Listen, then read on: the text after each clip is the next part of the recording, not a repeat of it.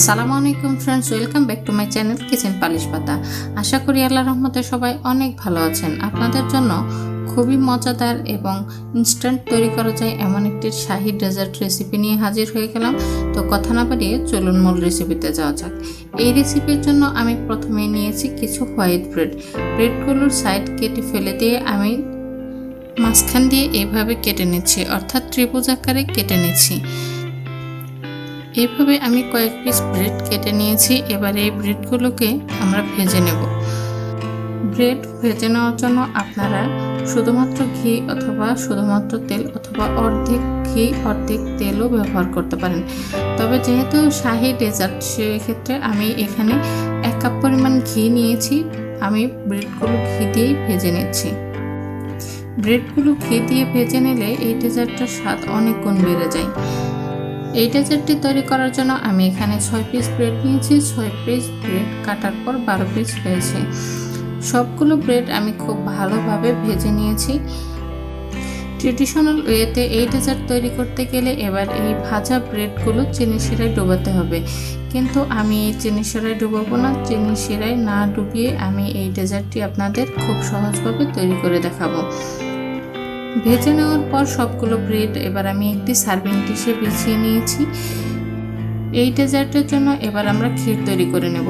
ক্ষীর তৈরি করার জন্য আমরা এখানে 1.5 লিটার পরিমাণ লিকুইড ফুল ক্রিম দুধ চাল করে অর্ধেক করে নিয়েছি। এর মধ্যে অ্যাড করে দিচ্ছি 200 গ্রাম কনডেন্স মিল্ক। খুব ভালোভাবে মিশিয়ে নিচ্ছি। আপনাদের হাতের কাছে যদি কনডেন্স মিল্ক না থাকে, সেক্ষেত্রে আপনারা চিনি দিয়েও এই ডেজার্টটি তৈরি করে নিতে পারেন। যেহেতু কনডেন্স মিল্কে পর্যাপ্ত পরিমাণে চিনি রয়েছে, তাই এখানে আমার চিনি ইউজ করার প্রয়োজন হয়নি।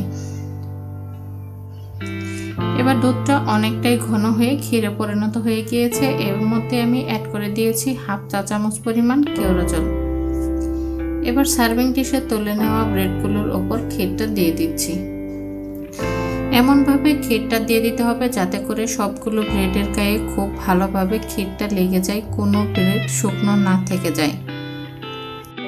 আমি কিছুটা পেস্তা বাদাম এবং কাঠবাদাম হালকা করে ঘি দিয়ে ভেজে নিয়েছিলাম। বাদামগুলো এবার কুচি করে কেটে নিচ্ছি। কুচি করে নেওয়া বাদামগুলো এবার ক্ষীরে ডোবানো ব্রেডগুলোর উপর দিয়ে দিচ্ছি।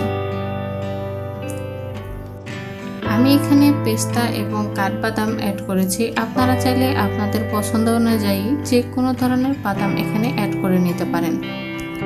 ঠান্ডা হওয়ার জন্য 10 মিনিট ওয়েট করার পর এবার দেখুন আমাদের এই ডেজার্টটা একদম রেডি। আপনাদের আমি একটু কেটে দেখিয়ে দিচ্ছি।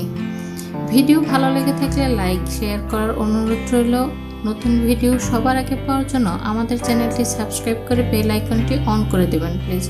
সবাই ভালো থাকবেন, আমাদের জন্য দোয়া করবেন। দেখা হবে ইনশাআল্লাহ পরবর্তী নতুন কোনো রেসিপিতে। আল্লাহ হাফেজ।